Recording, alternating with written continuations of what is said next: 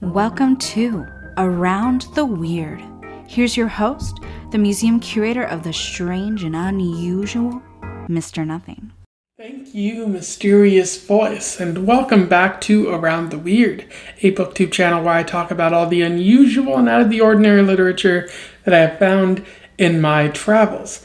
It is Short Story Tuesday, and boy and girl, do I have a doozy for you. I found a short story from Argentina about dogs and buses.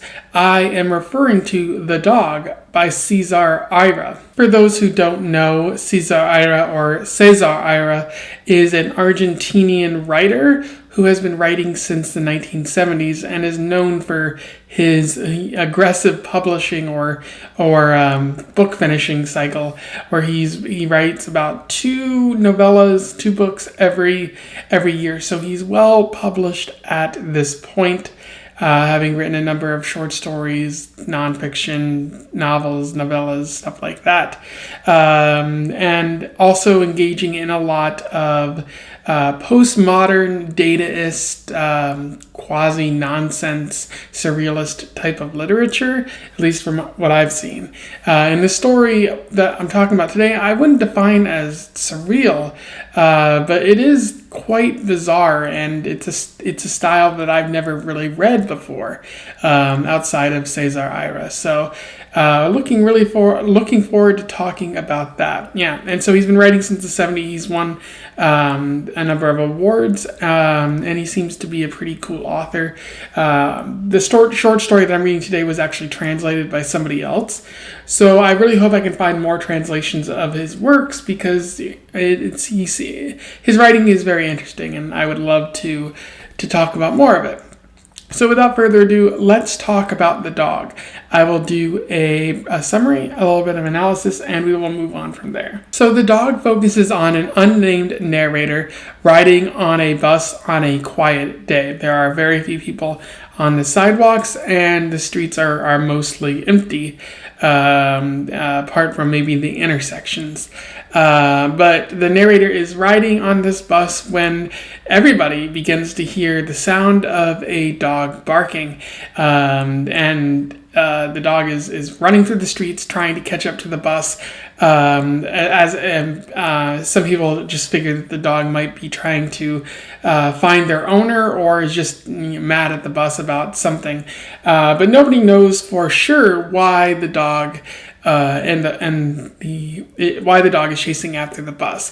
The driver and the other passengers quickly become annoyed by this dog, and so they set about just not pulling on the stop cord until they get out of distance, get further enough away from the dog.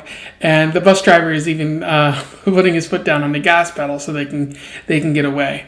But the narrator looks out the window and meets eyes with the dog, and they realize that the dog is chasing after the bus to get at them. And at this point in the story, the narrator realizes that they did something pretty horrible to this dog in the past. They aren't exactly clear on what they did.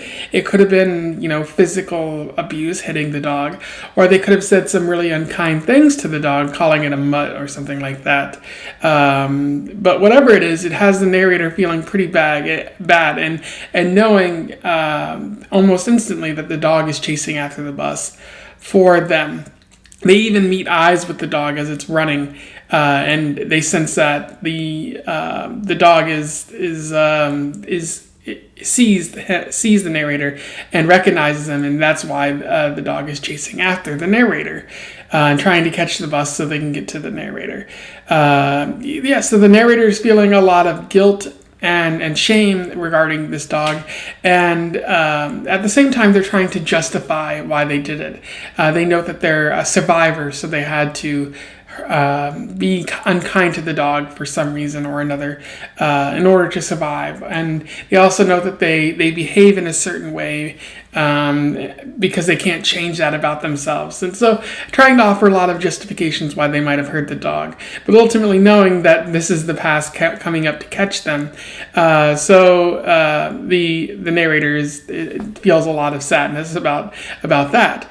However, the bus gets pretty far away from the dog, and the narrator notes that they can see the dog in the horizon, and it appears that the past isn't going to catch up with them today. However, again, the bus slows down for other passengers who want to get onto the bus, and the dog manages to catch up to the bus at that time, and even climbs aboard the bus really quickly before anyone can stop it.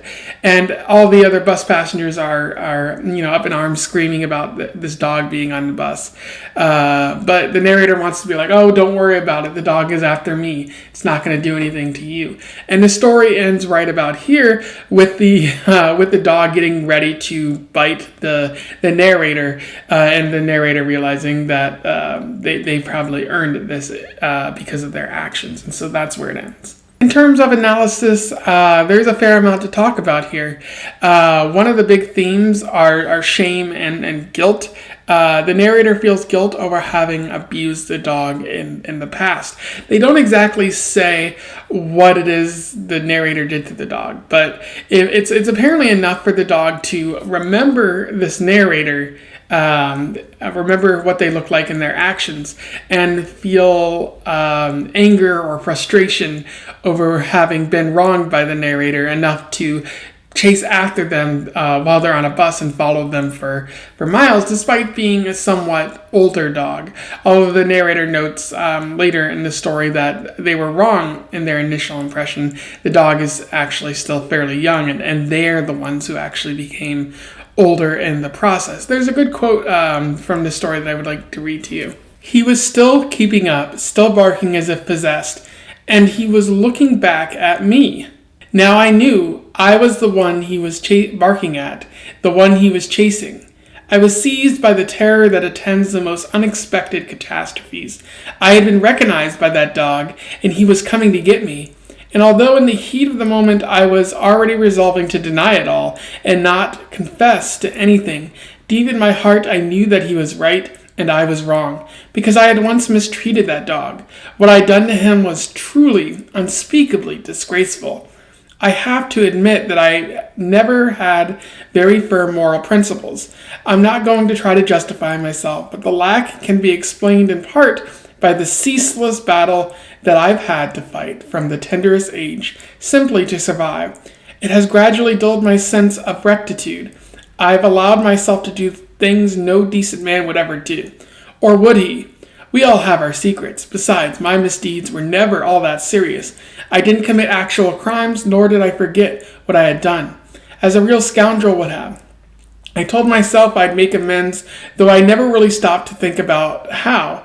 This was the last thing I was expecting, to be recognized in such a bizarre way, confronted with a past that had been buried so deeply, it had seemed forgotten. And so right there, you really get, what the narrator is going through in terms of that shame. Their past is coming up to catch them. They've done a number of terrible things in the past, maybe not crimes, but they've apparently abused this dog that it has recognized them, and this is apparently their greatest fear, to be recognized by the ones that you've wronged in the past. And that's kind of like one of my fears in life. I've done a lot of stupid things, maybe never intentionally tried to hurt anyone, but if someone came up to me and was like, oh, do you remember when you did that stupid thing that one time? That would be really terrible, and there's nothing you can do except that you're being confronted over your past. They can't seem to look the dog in the eyes in this story. This narrator knows what they did was wrong, and all they can hope to do is just hope that they can get away from the dog, so that they're not forced to acknowledge whether or not they know this dog. And then lastly, the narrator says They don't want to make any justifications for their bad behavior. But at the same time, they are trying to justify their behavior because they've had to survive, and they note that they never really had any proper morals instilled upon them. So that does seem like they're trying to justify their behavior in some way. Maybe trying to, I don't know, get a pardon from this dog, and it doesn't really seem like that pardon is going to come. They did something really shameful, and now they have to own up to it. And it much like everyone who eventually faces the reaper, or pays the piper, nobody truly wants to face the consequences of their action. Another interesting theme that pops up, or is actually layered throughout this entire story, is that of absurdity. The narrator notes multiple times throughout the story how absurd or how ridiculous it is that a dog is chasing after this bus for several blocks. In essence, the story is a story of dog revenge, a dog getting revenge for the wrongs done against it. And that is utterly ridiculous. Apparently, it's a style that César Aira is very used to writing, and it really sticks out to me because of how absurd it is that a dog would go to these lengths to get revenge against someone that it sort of maybe recognized from a while ago. I do think it's funny that the passengers and the bus driver slowly just get upset with this dog. Why is it following us? And the narrator is secretly hoping that nobody figures out their secret, that they're the reason this dog is following the bus, because that would draw the ire of the passengers for being annoyed by the dog, but also maybe draw their ire because this person did maybe an unforgivable crime of abusing a dog in however way they chose to do this. And combined with this is just the picture in my head as you're reading the story of just a dog following a bus and just trailing that bus and trying to catch what's on the bus, and then managing to get on at the end of the story and just going for the narrator's throat, ignoring everyone else on the bus. I think that's pretty funny, and it just adds to the overall absurdity of this story.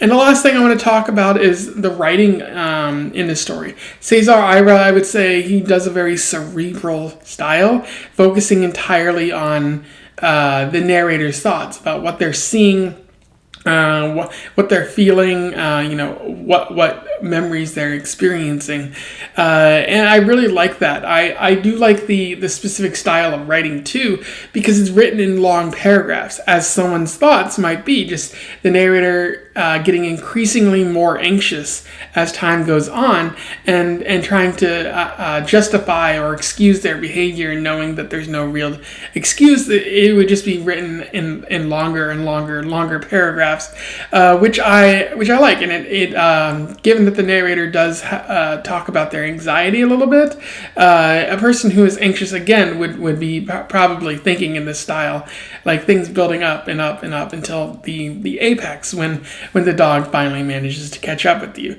So I do like Aira's style. It is a bit hard to read at times because the paragraphs are long form, but I don't think that's a strong point against the story. I think it more so than anything else, it really adds to my enjoyment here. Anyway, those are my thoughts on The Dog by César Aira, a pretty amazing short story about a dog getting its revenge, and the narrator feeling very uncomfortable, very sad, very morose that they're being haunted or chased by a ghost dog from their past.